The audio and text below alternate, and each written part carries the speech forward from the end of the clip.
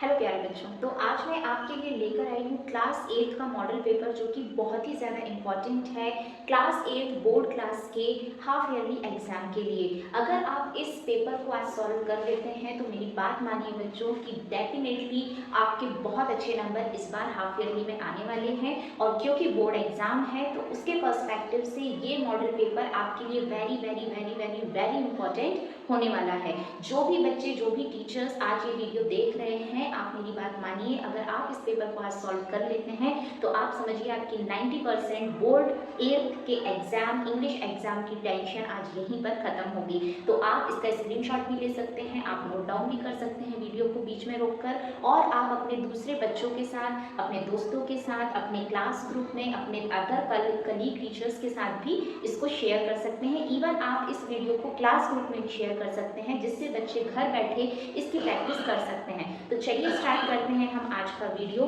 तो यहाँ पर जो फर्स्ट क्वेश्चन दिया हुआ है ये हमारे मल्टीपल चॉइस क्वेश्चंस हैं, जिसमें फर्स्ट क्वेश्चन है the Jallianwala Bagh is in. Jallianwala Bagh जो है वो कहाँ पर है? ऑप्शंस हैं न्यू दिल्ली, अमृतसर, कराची और मुंबई। तो इसका करेक्ट आंसर जो है वो है अमृतसर। सेकंड क्वेश्चन है how many eggs are laid by the robin. तो यहाँ पर जो लास्ट वाली हमारी पोयम है जिसमें रॉबिन है, एक बॉय है, एक ट्री है, वहां पर जो एग्स हैं वो कितने ले किए थे रॉबिन ने? तो यहाँ पर जो करेक्ट आंसर आएगा वो है 4।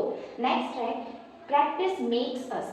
जितनी हम प्रैक्टिस करते हैं उससे हम क्या बनते हैं? उससे हम बनते हैं परफेक्ट। इम्परफेक्ट नहीं, अनहैप्पी बिल्कुल भी नहीं, फॉरगिविंग बिल्कुल भी नहीं। हम क्या बनते हैं? उससे परफेक्ट बनते हैं। इसके बाद अ डैम इज, डैम हर जगह होता है, आपने सुना भी है, जहाँ पर पानी इकट्ठा किया जाता है और ये रिवर के ऊपर बनता है। सो अ डैम इज अ रिवर, नहीं, नदी तो नहीं होगी, नदी तो नदी ही होगी। अ big wall across a river, river के चारों तरफ एक बहुत बड़ी वॉल बनाकर पानी को रोकना। अ पॉन्ड तालाब, अ वेल कुआं, नहीं, ये जो तीनों हैं ये अपने ही तरह से वाटर को रिजर्व करने के तरीके हैं। A big wall across a river is the correct answer. Next हम देख लेते हैं write the plural form of the word child. तो यहाँ पर प्लूरल वर्ड चाइल्ड के लिए क्या होता है? चाइल्ड्स बिल्कुल नहीं, चिल्ड्रंस ऐसे नहीं लगता है, child it's a wrong spelling. So the correct answer is children, A is the correct answer. तो देखिए 5 क्वेश्चंस हमने यहाँ पर सॉल्व कर लिए हैं। नेक्स्ट हम देखते हैं fill in the blanks. Fill in the blanks जो है यहाँ पर 6 to 10 है। चलिए देखते हैं। द अनग्रेटफुल, अनग्रेटफुल यानी कि जो आपके थैंक्स को नहीं मानता है, ठीक है ना, जो कि एहसान फरामोश होता है। Dash was very much ashamed of his act. कौन था जो अपनी करतूतों पर अशेम्ड था? एक्ट यानी जो उसने करतूत की थी, जो करनी की थी। अशेम्ड होना यानी कि शर्मिंदा होना। तो कौन था यहाँ पर? ज्वेलर था।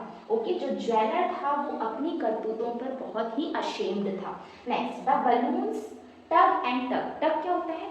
जो हम खींचते हैं फिर ऊपर जाता है, खींचते हैं फिर ऊपर जाता है। The balloons tug and tug on dash day.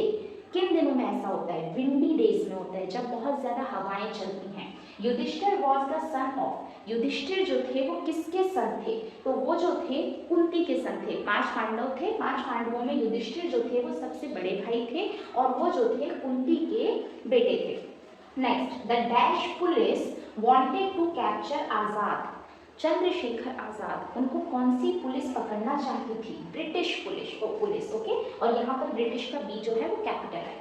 Next there are dash species of birds in Kanha Kisli park. ये हमारा सेकंड चैप्टर है कान्हा किसली वाला।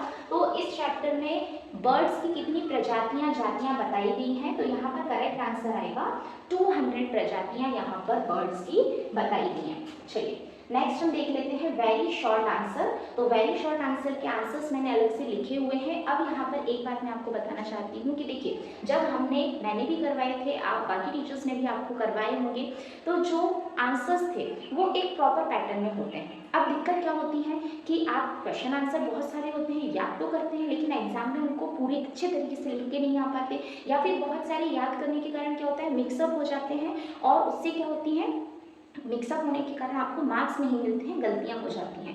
तो यहाँ पर क्वेश्चन के आंसर हम किस तरीके से लिखें, सिर्फ किन कीवर्ड्स को लिखें जिससे हमें पूरे नंबर या बहुत अच्छे नंबर मिल जाएं, उस तरीके से मैं इन सारे वेरी शॉर्ट और लॉन्ग आंसर क्वेश्चंस के आंसर आज आपको बताने वाली हूँ। ये बहुत ही इंपॉर्टेंट है, आप इन सारे क्वेश्चन आंसर्स को बच्चों बहुत अच्छे से समझकर याद करिएगा। डेफिनेटली आपके इस बोर्ड एग्जाम में बहुत बहुत बहुत अच्छे नंबर आएंगे। वैसे भी हर सब्जेक्ट में इंडिविजुअली पास होना बोर्ड में बहुत ज़्यादा ज़रूरी है, तो ये वीडियो बहुत ज़्यादा इंपॉर्टेंट है। अगर आप मेरे चैनल पे न्यू हैं तो चैनल को करिए सब्सक्राइब, और अगर आपको ये वीडियो पसंद आ रहा है, आपको चीज़ें समझ में आ रही हैं, तो लाइक ज़रूर करिएगा।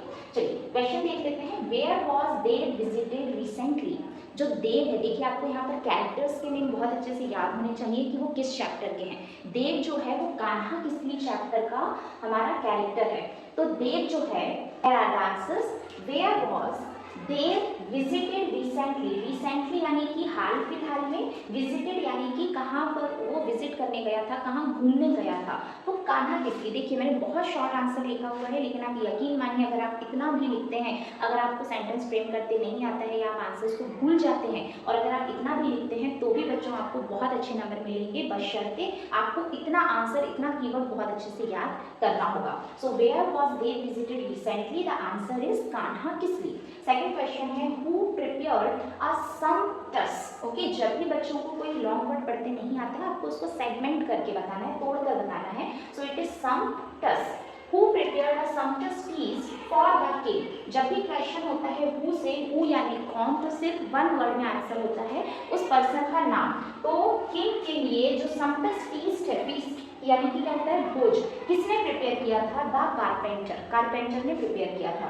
What do we need to make a brand new start. एक नई शुरुआत करने के लिए what do we need, what यानी क्या, नीड यानी जरूरत, किस चीज की जरूरत होती है, अ डीप डिजायर, एक बहुत गहरी इच्छा की हमें जरूरत होती है। चलिए नेक्स्ट क्वेश्चन देख लेते हैं हम यहाँ पर। What did the tiger present the wood cutter. Tiger ने वुड कटर को क्या प्रेजेंट किया, क्या दिखाया। व्हाट यानी कि क्या, यहाँ फिर से आपका कीवर्ड का आंसर होगा a set of gold ornaments, gold ornaments, ornaments, ये इन तीनों में से आपका कुछ भी आंसर बिल्कुल सही होगा, a set of gold ornaments. Next है, write correct spelling of given words. यहाँ पर देखिए हमने ऑलरेडी इसको सही लिख दिया था, पैशन, जनरल। इन स्पेलिंग्स को तो देखिए बच्चों आपके एक्सरसाइज में जो भी आती है उनको आपको याद करना ही पड़ेगा। सो पैशन की स्पेलिंग होती है PASSION, इसके बाद जनरल की स्पेलिंग होती है GENERAL। इसके बाद right the one word for. One, who, वो, जो, मेक्स, बनाता है, वुडन, लकड़ी से रिलेटेड, फर्नीचर, लकड़ी के फर्नीचर जो बनाता है उसे बढ़ई यानी कि कारपेंटर, इस तरह से सेगमेंटिंग करके पढ़ना है आपको। कारपेंटर बनाता है। वन हु, वह जो, टेक्स केयर है ना, देखभाल करता है, ऑफ अवर टीथ, हमारी टीथ की देखभाल करने वाला कौन होता है, डेंटिस्ट होता है। जो टीथ का डॉक्टर होता है उसे डेंटिस्ट कहा जाता है। ओके, चलिए नेक्स्ट क्वेश्चन हम देख लेते हैं यहाँ पर। अब यहाँ पर शॉर्ट आंसर टाइप क्वेश्चंस आते हैं। ये भी देखिए बच्चों, अगर आपको बहुत ज़्यादा डिफिकल्टी होती है याद करने में, अगर आप 1 से 2 वर्ड में या इंपॉर्टेंट कीवर्ड्स भी यहाँ पर लिखते हैं तो आपका आंसर सही होगा। क्वेश्चन है, how did Chandrashekhar prove his name Azad. Chandrashekhar ने अपना नाम आजाद कैसे प्रूव किया था। चंद्रशेखर आजाद ने कैसे पूरी दुनिया को बताया कि हाँ मेरे नाम में आजाद है और मैं भी आजाद हूँ। तो इसका आंसर है when he was surrounded by police. जब उन्हें पुलिस ने सराउंडेड मतलब कि चारों तरफ से घेर लिया था, ही डिडंट सरेंडर, उन्होंने क्या नहीं किया, सरेंडर नहीं किया, बट शॉट हिमसेल्फ, पर अपने आप को गोली मार ली। Does he prove his name Azad, इस तरीके से उन्होंने अपने नाम को आजाद प्रूव किया। नेक्स्ट है, हु इज पेमा फाटिया। पेमा फाटिया जो है वो नो मोर अबाउट का चैप्टर का क्वेश्चन है, जहाँ पर पेमा फाटिया भील आर्टिस्ट है। Okay, so Pema Fatiya is a Bhil artist, ये आपको याद रखना है। पेमा फाटिया जो है वो एक भील आर्टिस्ट है। चलिए नेक्स्ट क्वेश्चन हम देख लेते हैं यहाँ पर। What is the thing which the balloon man never seems to think? Seems क्या होता है, देखना, सोचना उसके बारे में, think यानी सोचना। ऐसी कौन सी चीज थी, what यानी क्या, ऐसी क्या चीज थी जिसके बारे में balloon man नेवर, नेवर यानी कभी नहीं, सीम्स टू थिंक सोचते हुए दिखता था, वो अपनी भूख प्यास सब को छोड़कर सिर्फ अपने बलून्स बेचने में कॉन्सेंट्रेट करता था। तो about the lunch, about his lunch, उसके लंच के बारे में वो कभी भी नहीं सोचता हुआ दिखता था। वॉट वॉज किंग देवराया नोन फॉर, नोन यानी कि जाना जाना, ठीक है ना। जो किंग देवराय थे वो क्या किस चीज़ के लिए जाने जाते थे?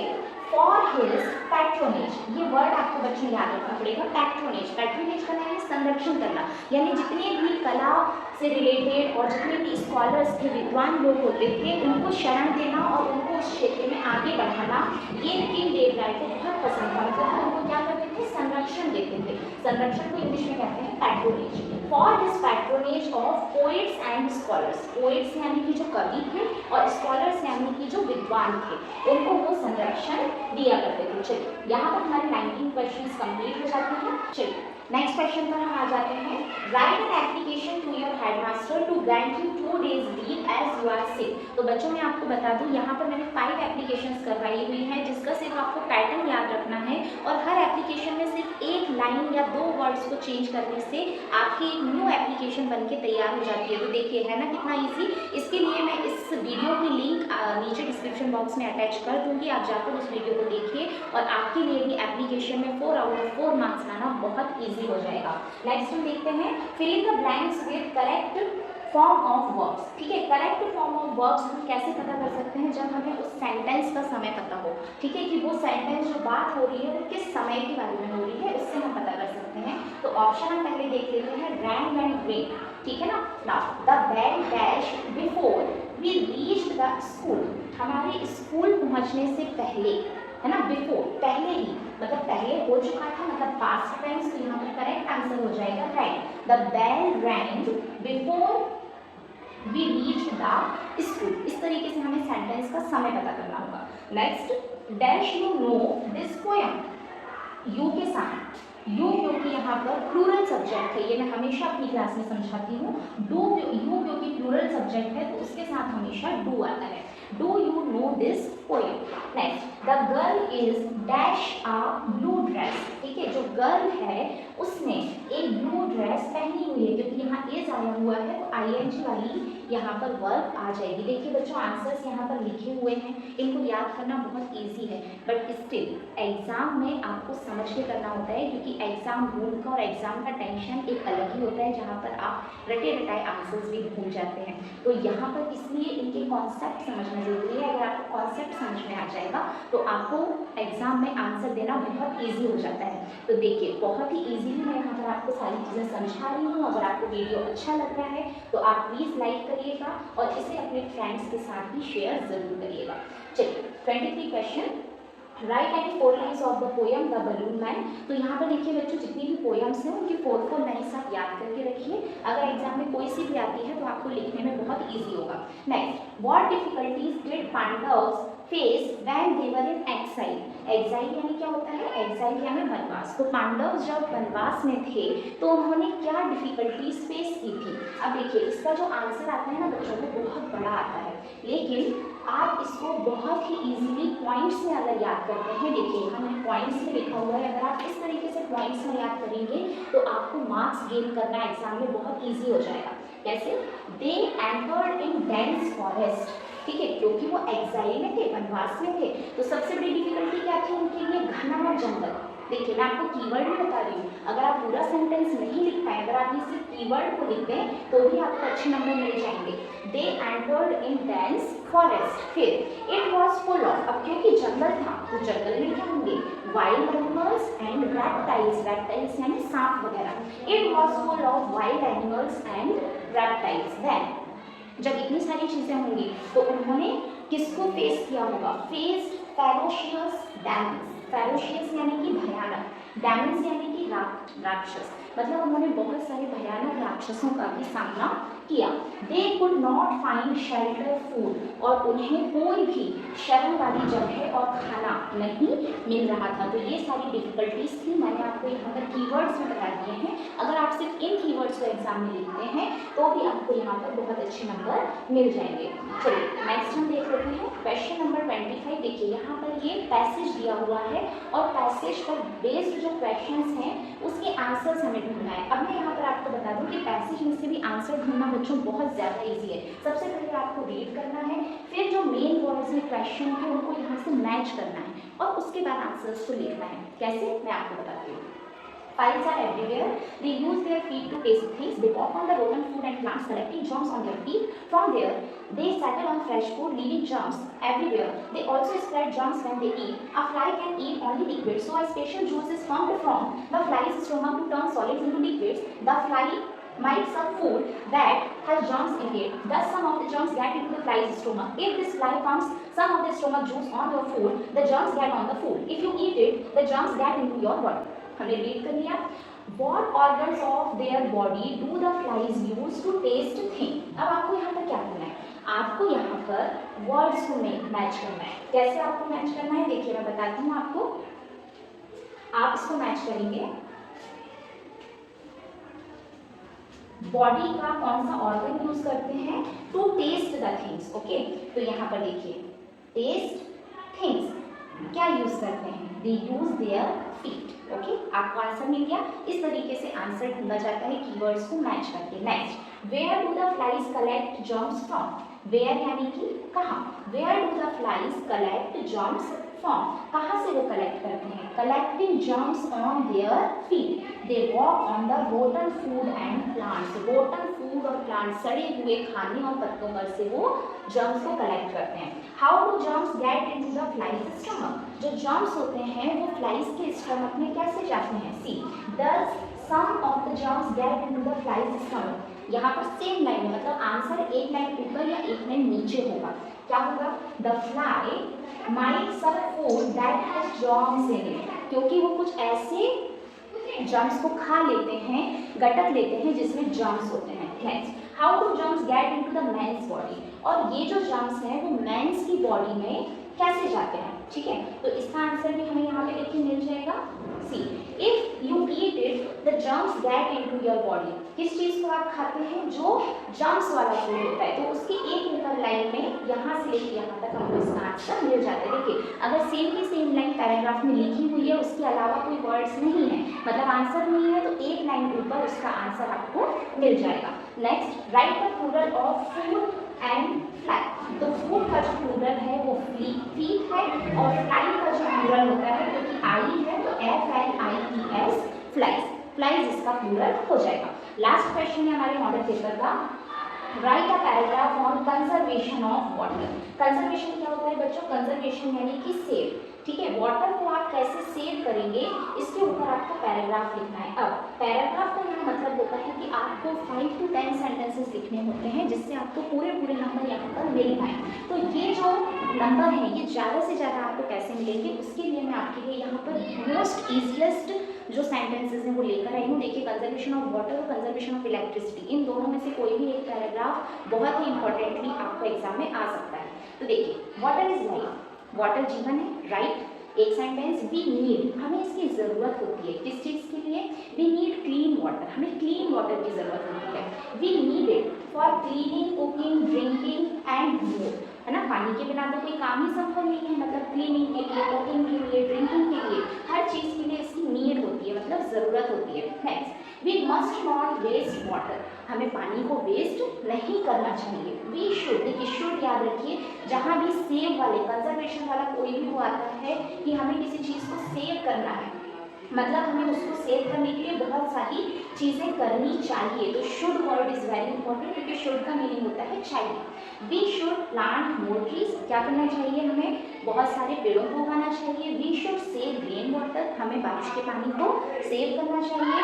वी हार्वेस्ट रेन वाटर, हमें रेन वाटर को डिफरेंट तरीकों से रोक कर और उसका यूज़ करना चाहिए। We should use water properly, और हमें पानी को अच्छे तरीके से यूज़ करना चाहिए जिससे कि ये वेस्ट ना हो। तो देखिए बच्चों, ये जो मॉडल पेपर था इसका सेट मैंने आज आपको करवाया है। अगर ये आपको अच्छे से समझ में आया है तो आप मुझे कमेंट करके ज़रूर बताइएगा। मैं बहुत जल्दी इसका सेट को भी लेकर आऊँगी। और बच्चों, ये बहुत बहुत बहुत इंपॉर्टेंट है। आप इसको फिर से देखकर अपनी कॉपी में लिखिए, अच्छे से इसको समझिए और याद करिए, और अपने बाकी फ्रेंड्स के साथ और टीचर साथ, अपने कलीग्स के साथ इसे ज़रूर शेयर करिएगा। अगर आप मेरे चैनल पे न्यू हैं तो कर दीजिए सब्सक्राइब, इसी तरीके के आगे भी वीडियो पाने के लिए, और लाइक और शेयर करके ज़रूर जाइएगा। Thank you so much.